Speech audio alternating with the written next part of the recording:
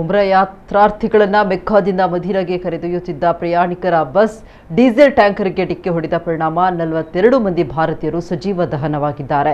ಇಂದು ಬೆಳಗಿನ ಜಾವ 1:30 ಸುಮಾರಿಗೆ ಸೌದಿ ಅರೇಬಿಯಾದ ಮುಫರಿಹತ್ ಬಳಿ ಈ ದುರಂತ ಸಂಭವಿಸಿದೆ. ಮೃತಪಟ್ಟವರಲ್ಲಿ 18 ಮಂದಿ ಹೈದರಾಬಾದ್ ಮೂಲದವರು ಅಂತ ತಿಳಿದು ಬಂದಿದೆ. ಮೆಕ್ಕಾದಲ್ಲಿ ತಮ್ಮ ಧಾರ್ಮಿಕ ವಿಧಿಗಳನ್ನು ಮುಗಿಸಿದ ನಂತರ ಯಾತ್ರಿಕರು ಮದೀನಾಗೆ ತೆರಳುತ್ತಾ ಇದ್ರು. ಯಾತ್ರಿಕರು ನಿದ್ದೆಯ ಮಂಪರಿನಲ್ಲಿದ್ದಾಗ ಈ ದುರಂತ ಸಂಭವಿಸಿದೆ. ಟ್ಯಾಂಕರ್ಗೆ ಡಿಕ್ಕಿಯಾದ ಬಸ್ ಹೊತ್ತಿ ಉರಿದಿದೆ.